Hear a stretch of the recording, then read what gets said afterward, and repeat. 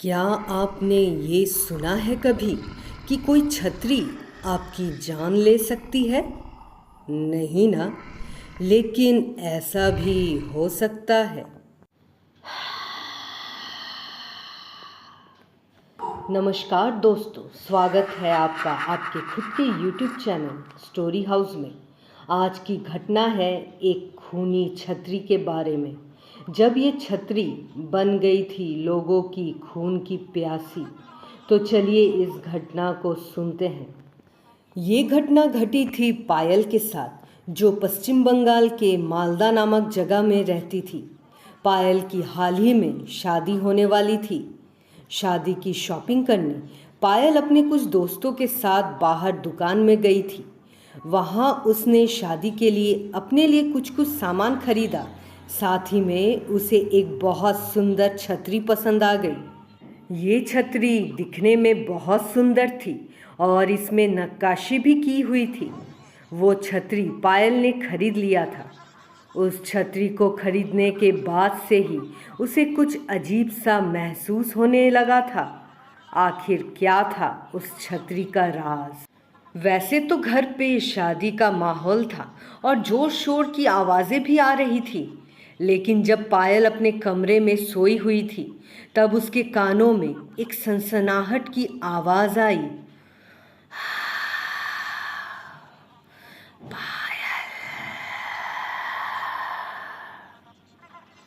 उसने जब अपनी आंखें खोलकर देखा तो वहाँ टेबल पे वही छतरी पड़ी हुई थी। उसने सोचा कि ये छतरी यहाँ कैसे? अरे, मैंने तो इस छतरी को वहाँ पे रखा था, तो ये फिर यहाँ टेबल पे कैसे आई? उसने सोचा कि ये छतरी यहाँ कैसे आई? उसने तो इस छतरी को संभाल के अपने सूटकेस में रखा था, पर शायद उससे कोई भूल हो गई हो। शायद वो रखना भूल गई हो। वो उठकर छतरी को फिर से अपनी जगह पे रखने जाती है कि उसकी छतरी के अंदर से एक आवाज़ आती है। पायल, तुम मेरी हो।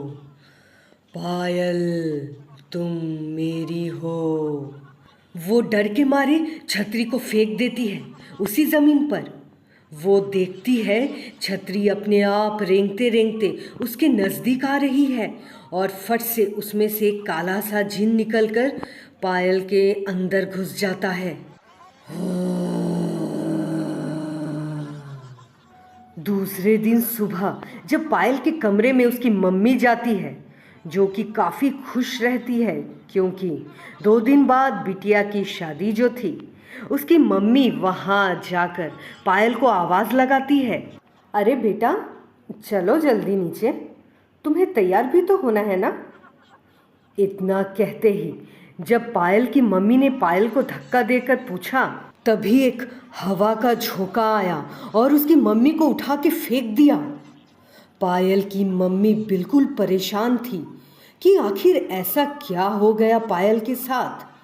पायल को देखते देखते ही पायल ने बिल्कुल मर्दाना आवाज़ में बकना शुरू कर दिया।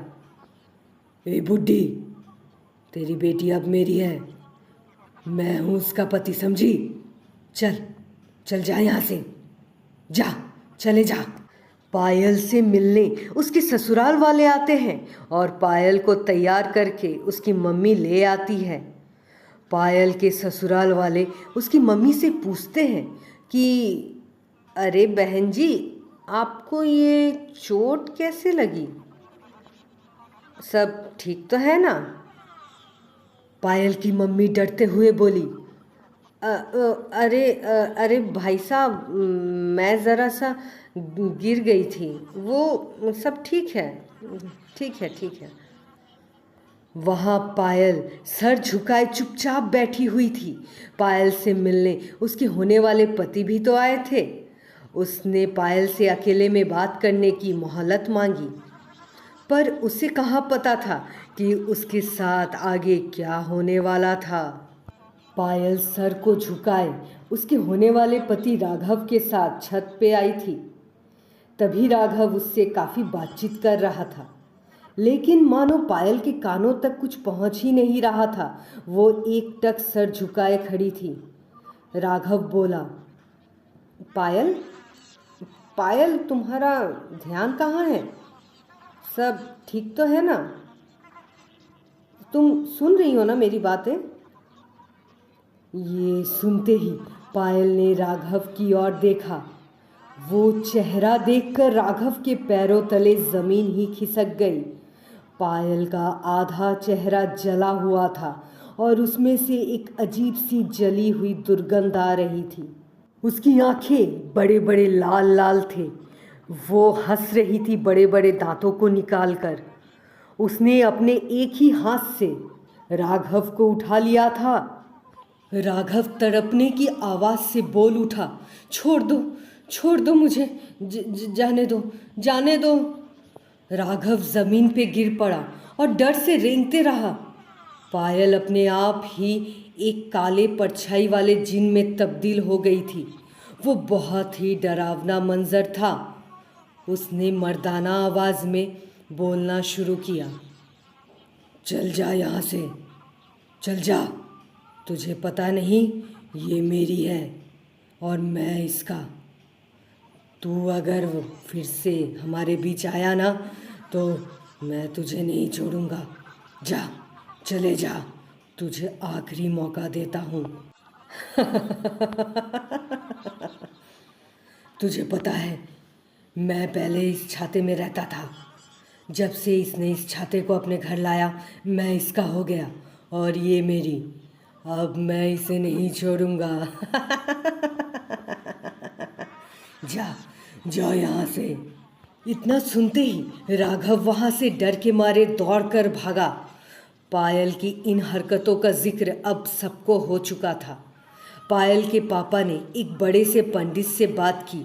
पंडित जी ने उस छतरी को देखकर ही बता दिया था कि इस छतरी में किसी काले से साये को बांधा गया था और जब इस छतरी को घर ले आया गया तो ये छतरी उसी घर की लड़की यानी कि पायल पे हावी हो गई। इसके अंदर जो जिन था वो जिन अब पायल के शरीर में है।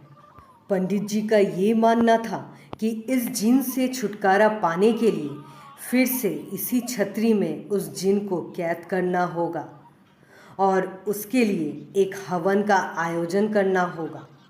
पंडित जी के मुताबिक एक हवन का आयोजन किया गया, लेकिन वो जिन इतनी आसानी से मानने वाला नहीं था। बहुत कुछ होने पर भी वो जिन पायल के शरीर को छोड़ना नहीं चाहता था। लेकिन पंडित जी ने उस हवन में बहुत ही मुश्किल से मंत्र उच्चारण करके उस छतरी को उस हवन के अग्निकुंड में जला दिया और उसके साथ वो जिन भी जलकर राख हो गया। बचाओ, बचाओ मुझे, छोड़ दो मुझे। पंडित जी के मंत्र उच्चारण और उस छतरी के जलने पर वो जिन हमेशा हमेशा के लिए मुक्त हो गया और इस घर की पायल बिटिया भी अब स्वस्थ हो चुकी है। तो ये थी उस जिन की कहानी। अगर समय पर उस छतरी को जलाया ना जाता तो शायद आज पायल हमारे बीच ना रहती।